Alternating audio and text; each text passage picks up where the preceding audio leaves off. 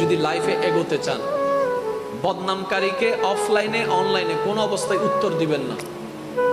কিছু কিছু সময় উত্তর না দেওয়াটাও একটা বড় উত্তর হয়ে যায়। সুবহানাল্লাহ। আমরা বোকামি করি কি জানেন, আমরা রিয়েক্ট করে ফেলি, যার কারণে খাজনায় বাজনা বাড়ে।